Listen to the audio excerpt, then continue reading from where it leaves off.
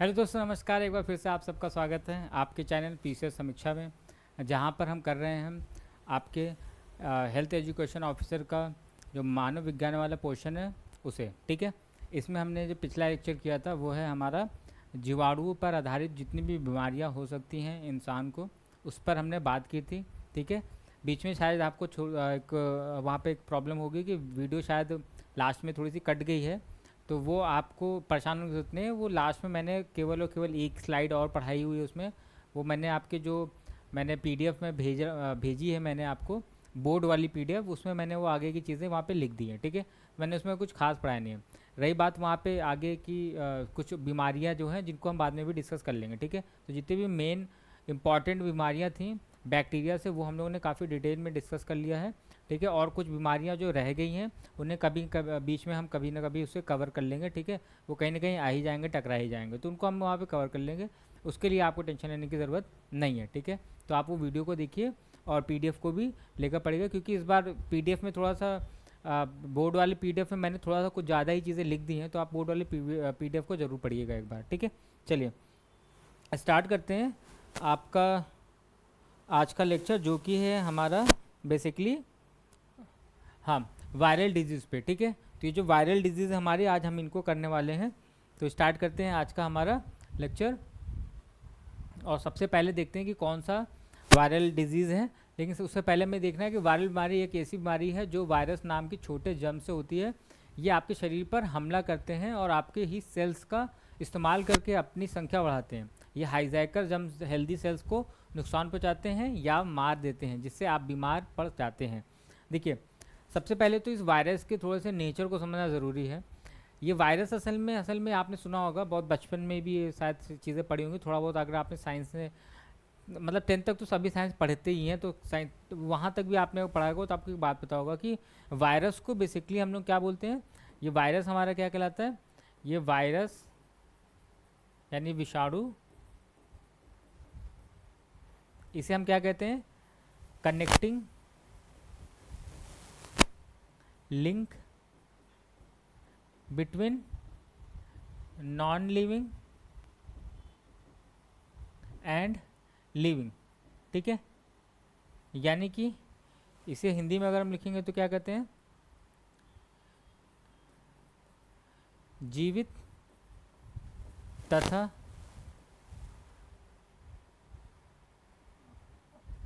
मृत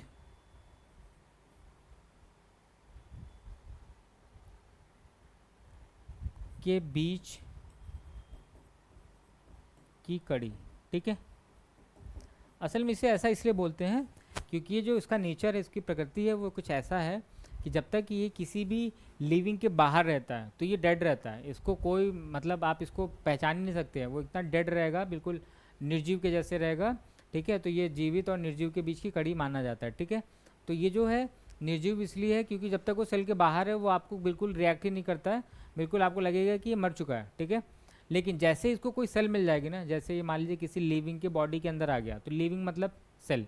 आपको पता है कि लिविंग हम उसे ही बोलते हैं जिनके पास मिनिमम एक सेल होती है। ठीक है, अगर सेल में आ गया तो ये एग्जैक्टली क्या करता है, फिर उसका बिल्कुल अपोजिट वर्क करने लगता है। ठीक है, अभी वो क्या था, ये अभी आपको देखने को लग रहा है कि वो नॉन लिविंग है, बट वो बेसिकली क्या हो चुका है? डेड, क्या कहते हैं, लिविंग हो चुका है। ठीक है, क्योंकि अब उसको सेल मिल गया, सेल के अंदर न्यूक्लियस मिल गया है, तो ये क्या करता है? ये हमारे सेल के न्यूक्लियस को हाईजैक कर लेता है। हाईजैक का मतलब होता है कि न्यूक्लियस हमारे सेल का ब्रेन होता है। न्यूक्लियस ही हमारे सेल में सारा का सारा फंक्शन ऑपरेट करता है। ठीक है, तो अब उसको ऑपरेट करने के लिए जो ब्रेन है वो न्यूक्लियस है, लेकिन ये क्या करता है, वो हमारे न्यूक्लियस के ही पूरे के पूरे फंक्शन को हाईजैक कर लेता है, और उसका पूरा हमारे सेल का पूरा काम वो न्यूक्लियस ही वो वायरस ही करने लगता है। ठीक है, इसलिए इसको यहाँ पे हम लोग देखा ना, ये हाईजैकर जैसा बोला हुआ है, ये टर्म इसीलिए आ रहा है क्योंकि ये हमारे सेल के न्यूक्लियस को ही हाईजैक कर लेता है, उसका सारा का सारा फंक्शन अपने पास ले लेता है, फिर ये अपने हिसाब से असल में पूरे सेल का काम कर रहा होता है। और फिर अपने हिसाब से करेगा तो आपको पता है कि फिर वो अपना फ़ायदा करेगा, हमारा फ़ायदा नहीं करेगा। ठीक है, अपने ही नंबर्स को क्या करेगा? बढ़ाने का काम करेगा, और अपने ही नंबर्स को बढ़ाकर हमें ही नुकसान पहुंचाने की कोशिश करता है। इसीलिए ये असल में बहुत ही खतरनाक बीमारी है, और इसीलिए जितनी वायरस बीमारियाँ होती हैं वो काफ़ी खतरनाक होती हैं, क्योंकि इनका इलाज कर पाना बड़ा मुश्किल हो जाता है, क्योंकि फिर वो हमारे सेल्स पे ही आके दवाइयाँ असर करने लगती हैं। ठीक है, तो इतना आपको याद ध्यान रखना है। लेकिन सबसे पहले हमें देखते हैं कि कौन सी बीमारी है वायरस से। तो ये है आपका सबसे जो कॉमन होती है उसे हम बोलते हैं इन्फ्लुएंजा, ठीक है, जिसे फ्लू भी बोलते हैं। फ्लू भी डिफरेंट डिफरेंट टाइप्स के फ्लू होते हैं, बट इसमें जो सबसे कॉमन होता है वो इन्फ्लुएंजा होता है, जिसे आप कॉमन कोल्ड बोलते हैं, जिसे हम सर्दी जुकाम बोल देते हैं, ठीक है। ये सर्दी जुकाम जो है वो बेसिकली किससे आ रहा होता है, ये आ रहा होता है हमारे इन्फ्लुएंजा वायरस से, ठीक है। और ये जो होता है बेसिकली अगर हम कहेंगे इन्फ्लुएंजा वायरस, तो ये कॉमनली जो है आपका जो वायरस है उसी से होता है, और ये बहुत ही कॉमन है। यहाँ पे ये बहुत ही कह सकते हैं कि इतना खतरनाक नहीं है। ये आपको देखा होगा कि सर्दियों में तो खासतौर पे सबको ही हो जाती है, ठीक है, खांसी जुकाम हो ही जाता है। तो ये इन्फ्लुएंजा वही है, और यहाँ पे कुछ खास नहीं है। यहाँ पे आपकी केवल जो नेजल चैम्बर है, जो नाक की जो पूरी पूरी जो कहते हैं ना चैम्बर है, उसमें क्या करता है, इन्फेक्शन कॉज कर देता है। यहाँ पूरा स्प्यूटम भर जाता है, आपने देखा होगा, और ये पूरी पूरी नाक आपकी लाल हो जाएगी, ठीक है। यहाँ की मसल्स थोड़ी सी स्टिफ हो जाती हैं, तो बस ठीक है। ये बीमारी अपने आप में बहुत खतरनाक तो नहीं है, क्योंकि 5 से 7 दिन में अपने आप ठीक हो जाती है, ठीक है। तो यहाँ पे लक्षण क्या देखने को मिलता है, तेज बुखार देखने को मिलेगा आपको। साथ में आपको यहाँ पे देखने को मिलता है ठंड लगना, ठीक है, मांसपेशियों में दर्द होगा, खांसी आएगी आएगी, नाक बंद होना, क्योंकि ये पूरा का पूरा मैंने बोला ना कि ये आपके पूरा का जो नेजल चैम्बर है ना, नाक की जो आपकी पूरा का पूरा जो चैम्बर है, नाक से लेके पूरा थ्रोट तक का ये पूरा का पूरा एरिया, ये वायरस क्या करता है, जकड़ लेता है, कवर कर लेता है। इसका पूरी पूरी जो नंबरिंग होती है वो यहीं पे इंक्रीज़ हो जाती है, ठीक है। और इंक्रीज़ होने की वजह से ये बेसिकली यहाँ पे आपको देखने को मिलता है कि यहाँ पे हमारे यहाँ पे नाकों में स्वेलिंग देखने को मिलेगी, ठीक है, थोड़ी सी, और फिर रेडनेस सी आ जाती है। तो ये इसका पूरा पूरा लक्षण आपको देखने को मिलता है। बचाव क्या है, तो ये तो सालाना फ्लू है, ये बार बार हाथ धोना, भीड़ से बचना, या फिर टीका, या बार बार हाथ धोना, भीड़ भाड़ से बचना, ये सब मतलब आपको पता है कि ये बहुत ही कौन चीज़ है। आपने देखा हो जब भी हमें जुकाम होता है तो क्या करते हैं कि हम लोग रुमाल रखना स्टार्ट कर देते हैं, ताकि हम छीके या फिर भीड़ भाड़ में रहें, तो फिर हम वहाँ से थोड़ा सा भीड़ में भी आए तो छीके नहीं, या फिर छीके भी तो हम एक रुमाल लगा के, खांसे भी तो रुमाल लगा के, ठीक है।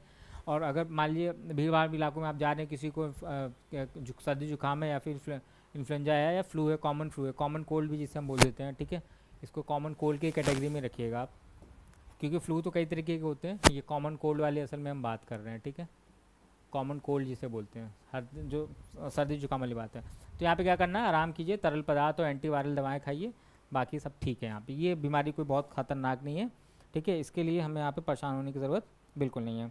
चलिए नाउ हमारे पास जो है नेक्स्ट कोविड-19 है। कोविड-19 ये जो है हमारे लिए काफ़ी ख़तरनाक है, ठीक है। अब यहाँ पे जो है कोविड-19 जो है ये वायरल डिजीज़ है, हमें भी पता है। और एक चीज़ आपको यहाँ पे ये ध्यान देनी है कि ये असल में कुछ मोबाइल में मेरा छोटा सा एक काम है जो मैं अपलोड कर रहा हूँ, तो मैं देख रहा हूँ कि वो हो रहा है कि नहीं, ठीक है। तो आप उसके लिए थोड़ा सा माफ़ी चाहूँगा। ये जो कोविड-19 है, ये कोविड-19 बेसिकली वायरस होने वाली बात है, लेकिन यहाँ पे वायरस कौन सा है, वायरस कौन सा है वो आपको ध्यान रखना है, ठीक है। ये वायरस में बहुत लोग कंफ्यूज हो जाते हैं, कोविड वायरस बोल देते हैं, ऐसा नहीं। कोविड-19 तो बीमारी है, ठीक है। इसमें वायरस जो आता है वो आता है सारस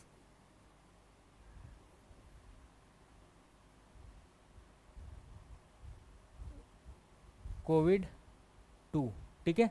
ये जो है बीमारी, ये असल में वायरस है। इसको हम लोग क्या बोलते हैं, सारस का मतलब होता है सेवियर एक्यूट रिस्पायरेटरी सिंड्रोम, ठीक है, सिंड्रोम। तो ये क्या होता है, ये हमारे रिस्पायरेटरी ट्रैक से रिलेटेड पूरी पूरी बीमारी है, यानी कि नाक से स्टार्ट करेगा और लंग्स तक का पूरा एरिया जो है, यहाँ पे ये वायरस वहीं पे अलग अलग तरह की प्रॉब्लम्स क्रिएट करेगा, ठीक है। जब ये अलग अलग तरह के प्रॉब्लम्स क्रिएट करेगा ना, तो आपको क्या होगा, सांस लेने में तकलीफ होगी, सर्दी जुकाम तो होगा ही होगा, क्योंकि स्टार्ट ही वहीं से होगा, ठीक है। पूरा आपका सर में दर्द और फीवर, ये सारी चीज़ें यहाँ पे आपको देखने को मिलेगी। तो ये हमारे बेसिकली जो रिस्पायरेटरी ट्रैक है, श्वसन नली है, वहाँ से रिलेटेड हमारी बीमारी है, ठीक है।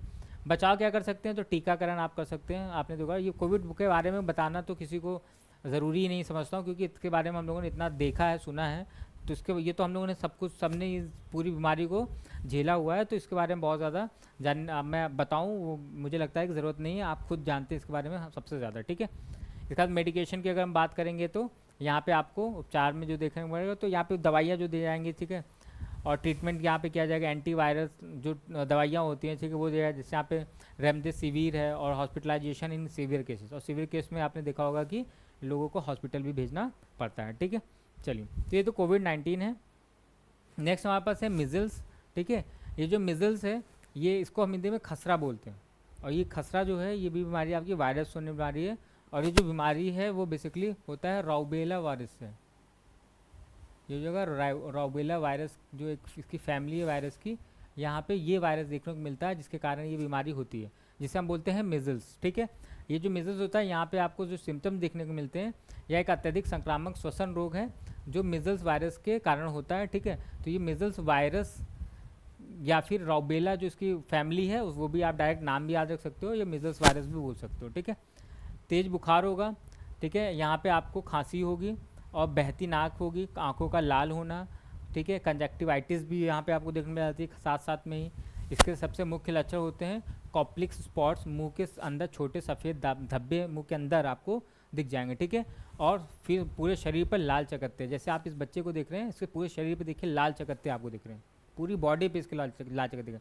और इसके माउथ में आप जाएंगे ना तो यहाँ पे सफ़ेद धब्बे दिखाई देंगे जिनको हम लोग कॉप्लिक्स स्पॉट्स बोलते हैं, ठीक है। तो ये जो मिजल्स है ना ये भी अपने आप में बहुत ही खतरनाक बीमारी है और काफ़ी कंटेमिनेटेड बीमारी है, ठीक है। चलिए, तो फिर यहाँ पे हम देखेंगे ना तो सिम्टम्स की अगर हम बात करें तो हाई फीवर है, ड्राई कफ है, तो ये सारी चीज़ें आपको सिम्टम्स में देखने को मिल गई।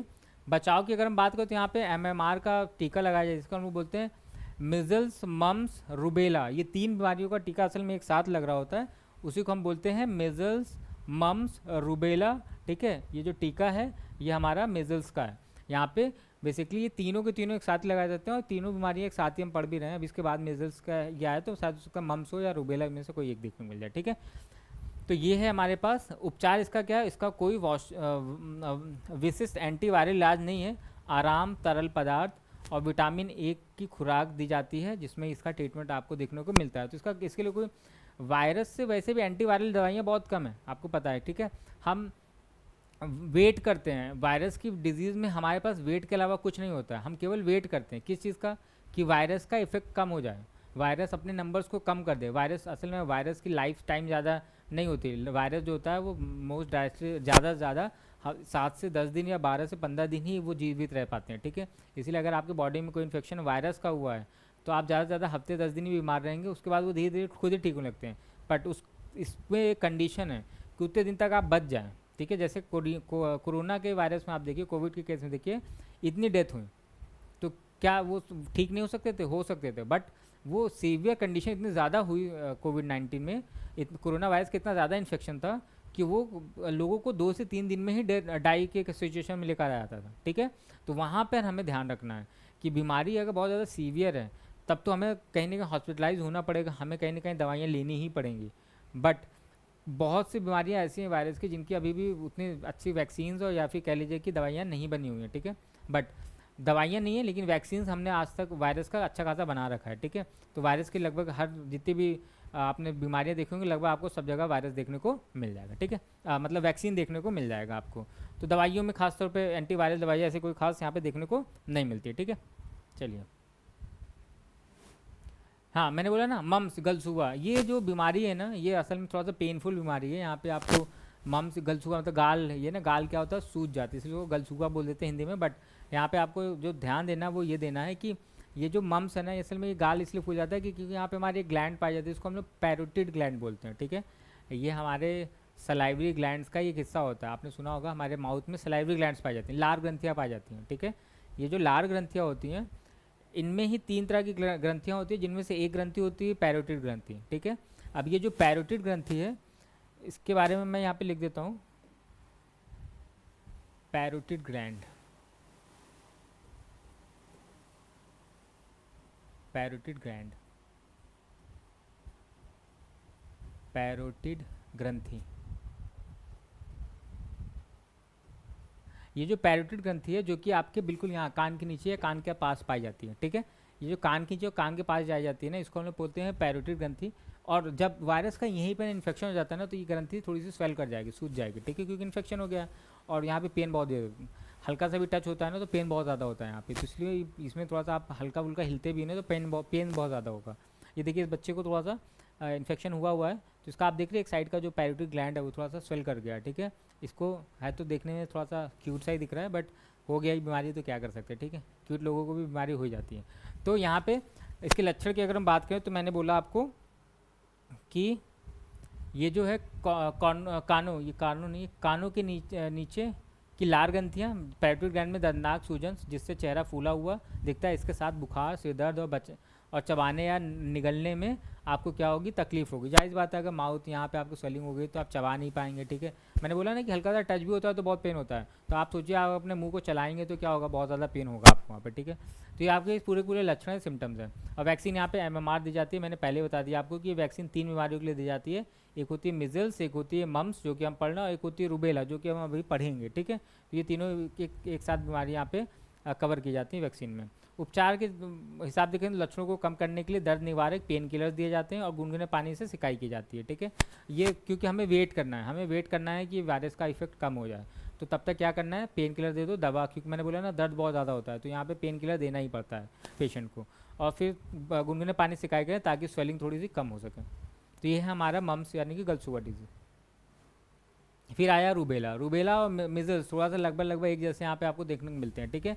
लेकिन ये जो रूबेला है ये बेसिकली आपका क्या कहलाता है, ये आपका जर्मन खसरा कहलाता है, ठीक है। वो भी खसरा था, आपको याद हो तो मिजल्स भी खसरा था, लेकिन ये जर्मन खसरा है, ठीक है।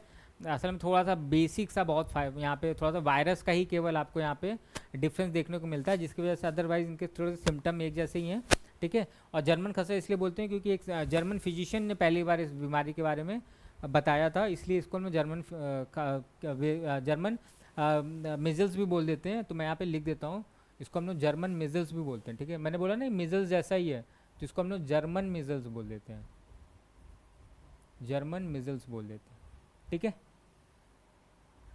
लेकिन क्यों जर्मन बोल रहे हैं, तो जर्मन इसलिए बोल रहे हैं क्योंकि एक फिजिशियन थे जर्मनी के थे, उन्होंने पहली बार इस बीमारी को देखा था और पहली बार उसके बारे में कुछ बताया था, इसलिए इसको हम जर्मन मिजल्स भी बोल देते हैं। और क्योंकि ये इन्होंने जब देखा ना तो ये असल में इसके कैरेक्टर्स मिलते थे मिजल्स से। मिजल्स मैंने बोला ना शरीर पे पूरे रेडिश रैश पड़ जाते हैं, वैसे ही देखिए अगर यहाँ पे भी आप देखेंगे शरीर पे पूरे क्या पड़ गए हैं, लाल लाल धब्बे और ये रैश पड़ गए हैं।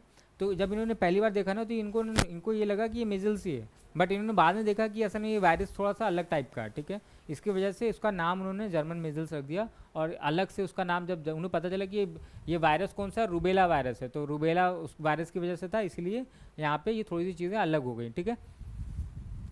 हल्का होता है और यह खसरे की तुलना में हल्का होता है बस, लेकिन गर्भवती महिलाओं के लिए बहुत खतरनाक है, ठीक है। तो ठीक है, ये मिजल्स से थोड़ा सा हल्का होता है। आप रेडनेस अगर देखेंगे तो मिजल्स में ज़्यादा थी और यहाँ पे आपको रेडनेस थोड़ी सी कम दिख रही होगी, ठीक है।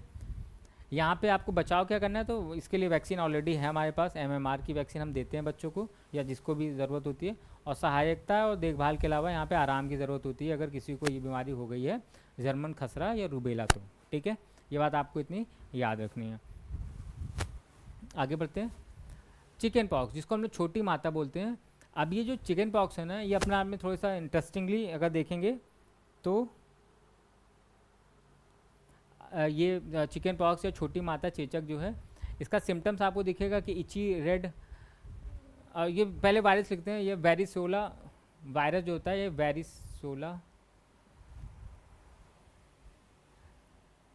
वेरिसेला जोस्टर, ठीक है। ये जो वेरिसेला जोस्टर है ना वायरस, उसकी वजह से ये असल में चिकन पॉक्स होता है, जिसको हम छोटी माता या चेचक बोलते हैं। यहाँ पे सिम्टम्स आपको क्या देखने को मिलता है, पूरे शरीर पर खुजली वाले लाल दाने, छाले, बुखार और सिर दर्द आपको यहाँ पे देखने को मिलते हैं, ठीक है। और ये वेरिसेला का टीका यहाँ पे आपको देखने को मिलता है। मैंने बोला ना वेरिसेला जोस्टर ये वायरस है जिसकी वजह से ये बीमारी होती है, इसलिए यहाँ पे आपको ये देखने को मिलता है पूरा का पूरा क्या, ये छोटी माता जिसको हम लोग चेचक बोलते हैं, चिकन पॉक्स भी बोलते हैं, ठीक है। तो ये थोड़ा सा आपको आप ध्यान देना है। देखिए ये बच्चा भी है, इसको भी आपने देखा होगा, इसके शरीर पे आपको छोटे छोटे दाने दिख रहे होंगे, और यहाँ पे आपको दिखेगा ऐसे ये ऐसे कुछ इसको हम लोग बोलते हैं ना फफूले टाइप के, जैसे ये जो होते हैं ना, ये फफूले टाइप के जो होते हैं, इनको ये बेसिकली यहाँ पे हमें देखने को मिलते हैं, ठीक है। और इसमें ना पश भर जाता है, पानी जैसा एक भर जाता है इसमें। अब ये होता है अगर कोई बच्चा है वो उसको खुजली, और यहाँ पे इचनेस बहुत ज़्यादा होगी, देखिए यहाँ पे इची रेड ब्लिस्टर्स होते हैं, जो ब्लिस्टर्स होते हैं इची होते हैं। अब वो क्या होगा, ये छोटा बच्चा, इसको क्या पता, वो क्या करेगा, खुजली करेगा, उसमें से पानी निकलेगा और पानी उसके पूरे शरीर पे फिर से फैलेगा, ठीक है। और हो सकता है किसी और को भी इन्फेक्ट कर दे, इसीलिए इन्फेक्शियस हो जाता है ये। तो ये पानी क्या होगा, पूरे शरीर फैलेगा तो पूरे शरीर पे फिर से और दाने लग जाएंगे और इन्फेक्शन इसके शरीर पे बढ़ता चला जाता है। तो ये थोड़ा सा वैसा है कि इन्फेक्शियस इसीलिए माना जाता है इसे।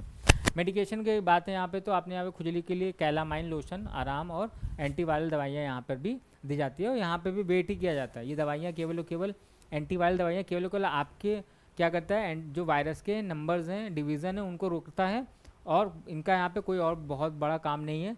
वेट ही करना होता है। वायरस की जितनी बीमारियाँ, उसमें हम केवल वेट करते हैं कि वायरस का इफेक्ट अपने आप कम हो जाए, क्योंकि उसकी उसकी लाइफ स्पान, उसका जीवन काल ज़्यादा नहीं, हफ्ते से 10 दिन का ही है।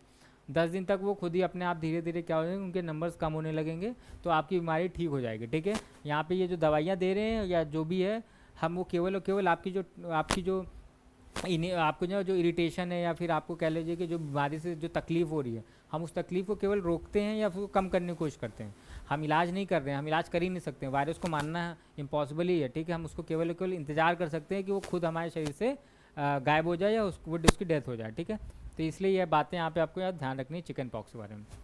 नेक्स्ट जो आता है वो आता है हमारे पास पोलियो। और आपको पता है कि ये बीमारी अब इंडिया में हम मानते हैं कि इसका पूरी तरह खात्मा हो चुका है। ठीक है, पोलियो का वैक्सीन हमने देखा लास्ट जो भी 30-40 सालों में, 50 सालों में आपने देखा होगा कि इतना ज़्यादा हम लोगों ने पोलियो की 2 बूंद आपने सुना होगा कि बच्चों को दी जाती है। ठीक है, और इसके मल्टीपल वैक्सीन दी जाती है। ये ओरल वैक्सीन आपको मल्टीपल टाइम पिलाई गई होगी। ठीक है, जब भी आपने देखा होगा 5-6 महीने पे, 1 साल पे आपके घर पे कोई आशा कार्यकर्ता आती है और वो पूछती थी कि कोई बच्चा तो नहीं है छोटा 2 साल का, या 2 साल से कम का, या 4 साल का। ठीक है, तो उनको 5 साल से कम बच्चों तक को ये कई बार पिलाया जाता है। कई बार पिलाने का केवल कारण यही है कि हम चाहते हैं कि ज़्यादा से ज़्यादा इम्यूनिटी उन बच्चों की अच्छी हो जाए। ठीक है, क्योंकि इस वायरस का कोई भरोसा नहीं है। ये जो पोलियो वायरस है, ये असल में बहुत ही खतरनाक होता है। इसका 1-2 डोज से कुछ होने वाला नहीं है। इसको हम मल्टीपल डोज इसीलिए देते हैं बच्चों को, ताकि कहीं से भी कोई खतरा हो तो बच्चों को इन्फेक्शन ना हो। ठीक है, तो ये पोलियो वायरस जो है ये अपने आप में ख़तरनाक है, और इसके बारे में हमें पता है कि ये काफ़ी पहले से ही ये बीमारी रही है, लेकिन भारत में अब इसका लगभग खात्मा हो चुका है, क्योंकि हम लोगों ने इस पर काफ़ी अच्छा काम किया। सरकार ने इस पर काफ़ी कह सकते हैं ना कि वैक्सीन जो है डिस्ट्रीब्यूट किया, वैक्सीन जो है फ्री में पिलाए गए बच्चों को, और टीकाकरण किया गया। इसलिए ये बीमारी हमारे लिए आज के टाइम में बहुत ज़्यादा खतरनाक नहीं रही है। इसका इन्फेक्शन हमारे देश में तो एटलीस्ट अभी तक देखा गया कि लगभग ख़त्म हो चुका है। ठीक है, अब यहाँ पे जो प्रिवेंशन की हम बात करते हैं, तो हम लोग क्या करते हैं, यहाँ पे वैक्सीन देते हैं, OPV या IPV। OPV का मतलब होता है ओरल पोलियो वैक्सीन, IPV का मतलब होता है आप बेसिकली इनएक्टिवेटेड पोलियो वैक्सीन। ठीक है, तो यहाँ पे मैं लिख देता हूँ, क्योंकि ये ओरल पोलियो वैक्सीन, या फिर ये IPV क्या होता है, इनएक्टिवेटेड पोलियो वैक्सीन। ठीक है, ओरल पोलियो वैक्सीन जो होता है ना, ये असल में वो जो वायरस होता है ना, पोलियो वायरस, उसको हम लोग थोड़ा सा उसके हाथ पैर तोड़ के उसको शरीर के अंदर डाल देते हैं। ठीक है, हाथ पैर तोड़ के उसको थोड़ा सा कमज़ोर करके डालते हैं, वीक करके डालते हैं, इसलिए इसको हम लोग ओरल पोलियो वैक्सीन बोलते हैं। और जब हम उस वायरस को ना बिल्कुल किल कर देते हैं, मार देते हैं, और मारने के बाद जब उसका हम वैक्सीन बनाते हैं तो उसको हम इनएक्टिवेटेड पोलियो वैक्सीन बोलते हैं। ये बेसिक सा थोड़ा सा फ़र्क है। ये वैक्सीन बनाने के तरीके अलग अलग होते हैं। ठीक है, ये वैक्सीन में क्या होता है, हम बेसिकली या तो उस जिसके भी वैक्सीन बना रहे हैं, चाहे वो वायरस है चाहे बैक्टीरिया, किसी की भी वैक्सीन हम बना रहे हैं, तो हम बेसिकली उस जो जीव होता है ना, उसको या तो मार देते हैं, ठीक है, या तो उसको पूर्णतः मार देते हैं, और या फिर हम उसको बेसिकली आप कह सकते हैं कि उसको थोड़ा सा कमज़ोर कर देते हैं, और कमज़ोर करके उसके अगेंस्ट में एंटीबॉडीज़ बना लेते हैं, और एंटीबॉडीज़ का ही फिर वैक्सीन के रूप में हम क्या करते हैं, प्रयोग करते हैं, और उसको शरीर में डाल देते हैं। तो जब भी उसका इन्फेक्शन आता है, वो शरीर अपने आप ही एंटीबॉडीज़ बना लेती है, क्योंकि उसके बॉडी में हमने पहले से ही एंटीबॉडीज़ डाल रखे हैं। ठीक है, तो इस तरीके से ये पूरा वैक्सीन सिस्टम काम करता है। तो कोई इलाज नहीं है, देखा यहाँ पे खतरनाक इसलिए इसका कोई इलाज नहीं है। फिजियोथेरेपी और सहायक देखभाल आवश्यक है। यहाँ पे थोड़ा बहुत फिजियोथेरेपी से हेल्प मिलती है, लेकिन इलाज नहीं है। इसलिए कोशिश ये करनी है कि किसी को हो ही ना, और किसी को हो ना, इसलिए हमें प्रिवेंशन वाली बात पे जाना पड़ता है, और उसके लिए हमारे पास है टीका। और इसीलिए हमने देखा कि खासतौर पे इस पर टीकाकरण सबसे ज़्यादा हैविली हमने यहाँ पे देखने को मिलता है। ठीक है, नेक्स्ट आता है हमारे पास हेपेटाइटिस।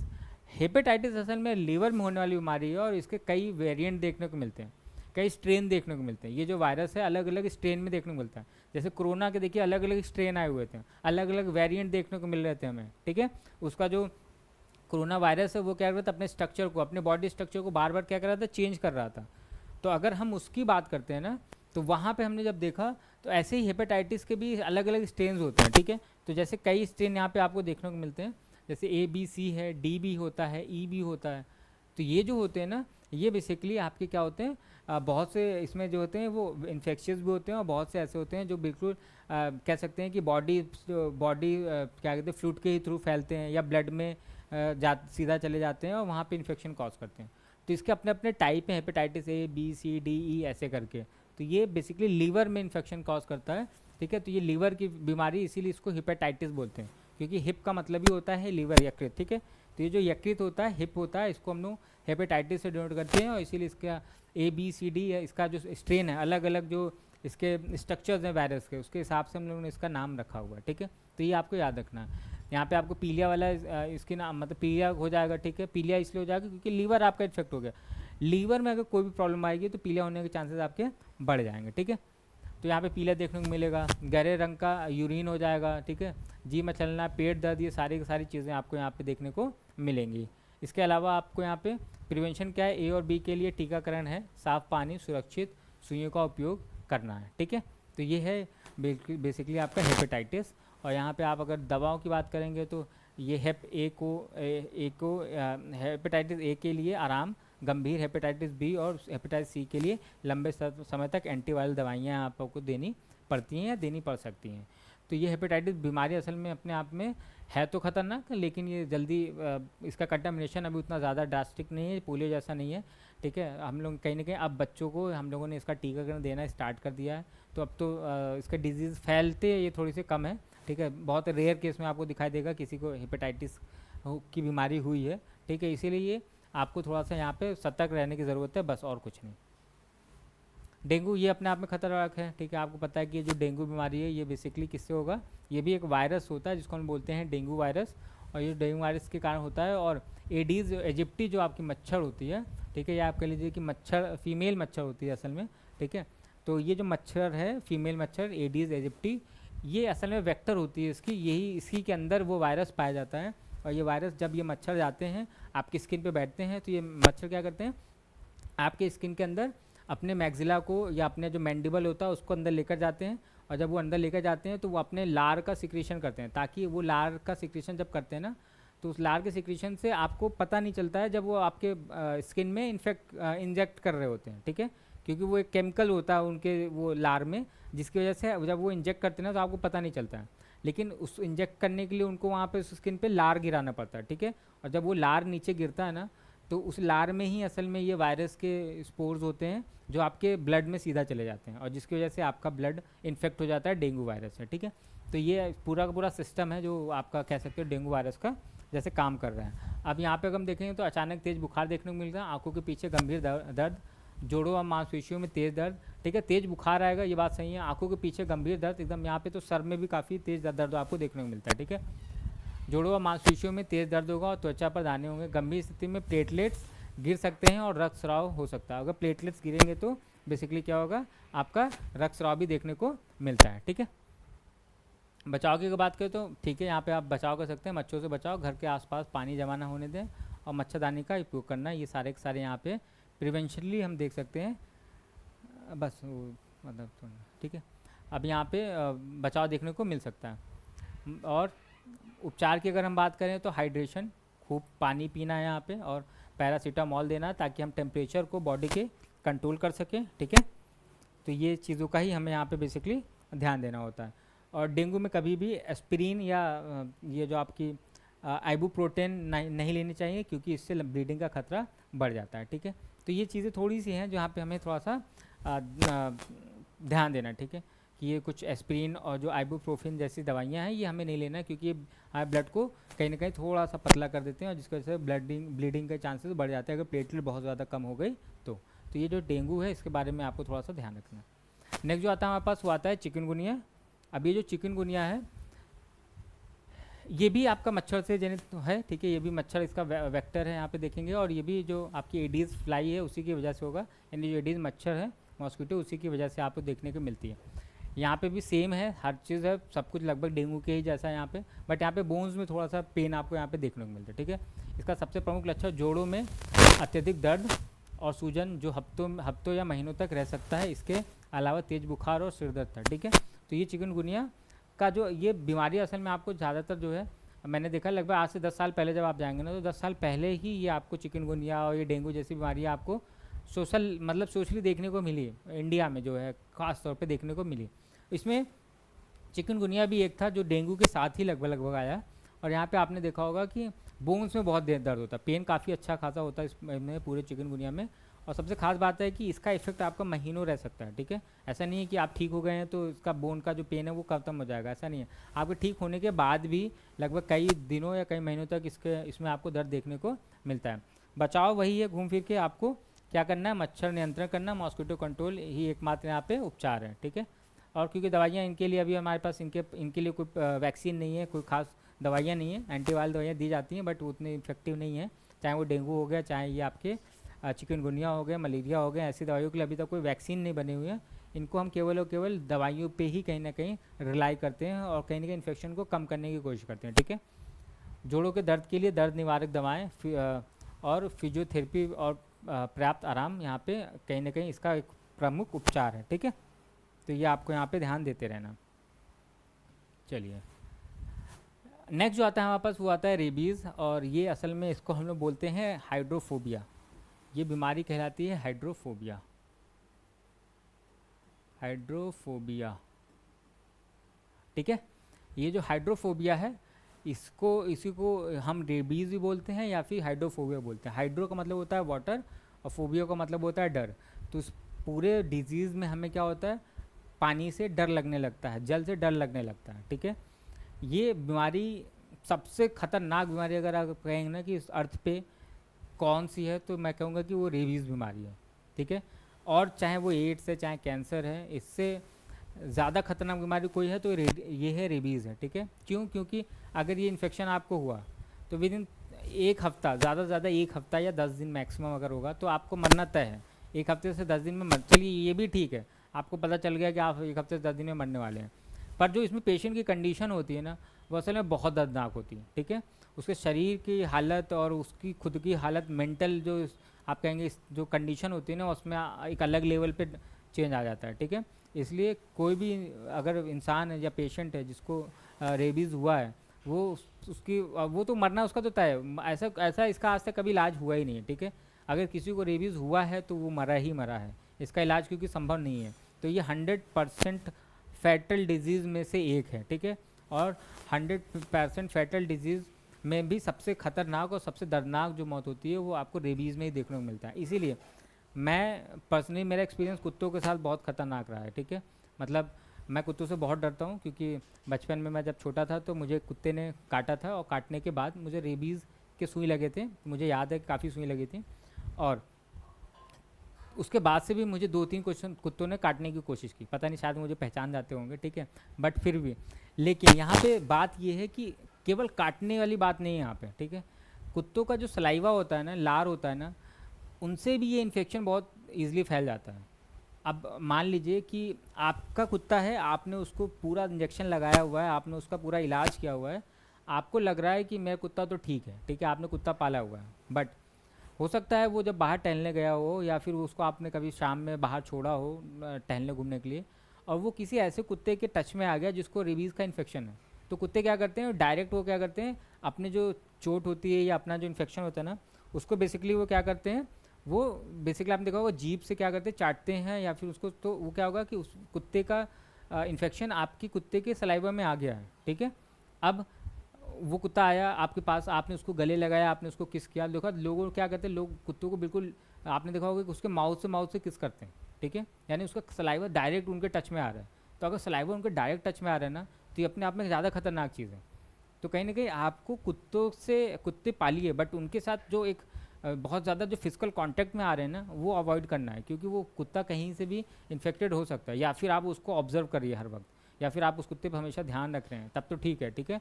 तो इसलिए बहुत ज़्यादा आपको यहाँ पे ध्यान रखने की ज़रूरत है। अगर आप कोई भी एनिमल पेट लवर हैं, एनिमल पाल रहे हैं, चाहे वो कुत्ता हो गया या फिर बिल्ली भी पाल रहे हैं, ठीक है, मंकी है, ऐसे जो एनिमल्स हैं ना, इनमें ही हमें रेबीज़ ज़्यादातर देखने को मिलता है, उनमें ही ये ज़्यादातर इन्फेक्शन देखने को मिलता है।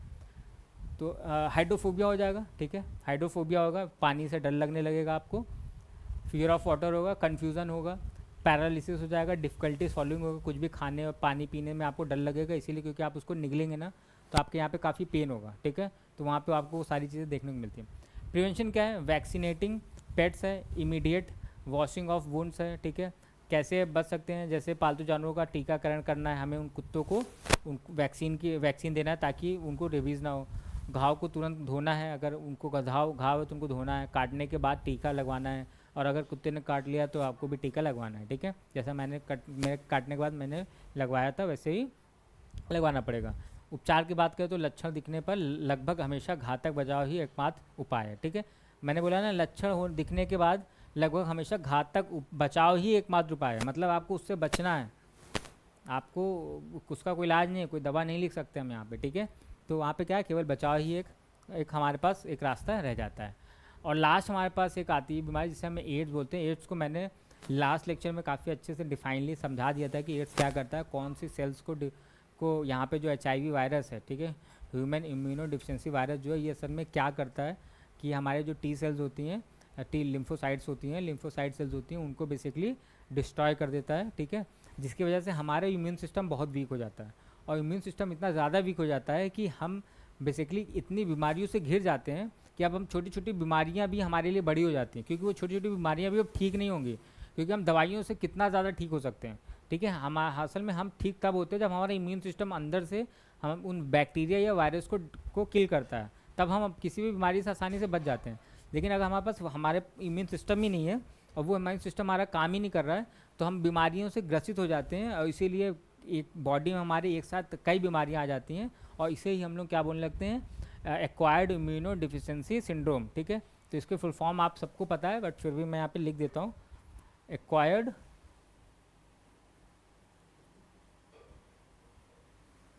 इम्यूनो डिफिशिएंसी सिंड्रोम, ठीक है। वायरस कौन सा है, तो आपको पता है यहाँ पे HIV वायरस आपको देखने को मिलेगा, ठीक है। नाउ लक्षण की बात करें तो तेज़ी से वजन कम होना, बार बार बुखार, अत्यधिक थकान, लिम्फ नोड्स में सूजन, ठीक है, ये सारी चीज़ें। अब क्योंकि आपको कई बीमारियों ने एक साथ घेरा हुआ है, तो जाहिर सी बात है आपके शरीर में छोटी छोटी बीमारियाँ, सर्दी जुकाम खांसी बुखार, ये सारी चीज़ें हमेशा बनी रहेंगी, ठीक है। बस आपको क्या करना है, उस टाइम पे अपनी हेल्थ को थोड़ा सा मेंटेन करके रखना है, ज़्यादा से ज़्यादा हाइजीन मेंटेन करना है, ज़्यादा से ज़्यादा आपको हेल्दी फूड्स खाने हैं, ज़्यादा से ज़्यादा आपको योगा व्यायाम करना है, ताकि आपका जो पूरा का पूरा क्या कहते हैं हेल्थ है ना, वो काफ़ी अच्छा बना रहे, ठीक है।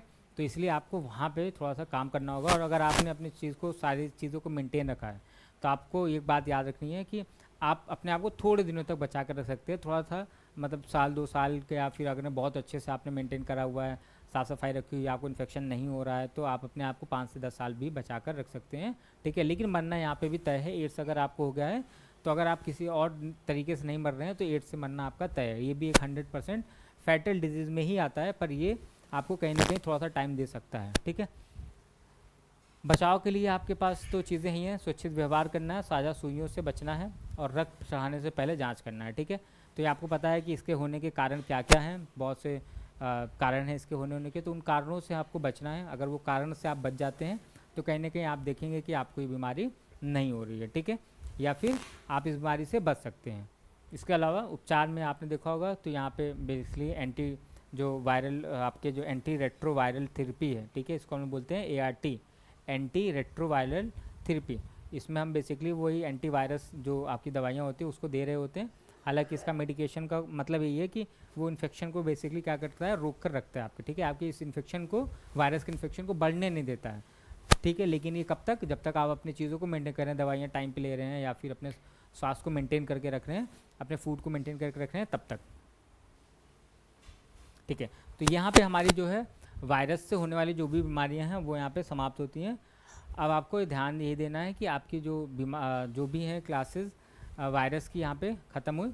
अब आपकी जेनेटिक्स की बीमारियाँ हो गई, और साथ साथ में आपकी जो नॉन कंटामिनेटेड जो बीमारियाँ हैं उनको हम करेंगे, ठीक है। तो यहाँ पे बेसिकली 3 से 4 लेक्चर लगेंगे हमें ये जो ह्यूमन एंड हेल्थ का या जो डिजीज़ का बेसिकली जो टॉपिक है ना, इसको कवर करने में। और मैं चाहता हूँ कि इसको हम लोग डिटेल में कायदे से कर लें, ताकि कभी भी आपको किसी भी बीमारी से रिलेटेड कुछ पूछेगा तो आपको वहाँ पे कोई प्रॉब्लम ना हो, ठीक है। तो आज की क्लास के लिए बहुत बहुत धन्यवाद जुड़ने के लिए। और फिर नेक्स्ट लेक्चर में हम देखते हैं कि मैं सोच रहा हूँ कि नेक्स्ट लेक्चर में हम लोग बेसिकली जेनेटिक्स से रिलेटेड जो भी बीमारियाँ हम उनको कवर करेंगे, ठीक है। तो बहुत बहुत धन्यवाद आप सबका क्लास से जुड़ने के लिए।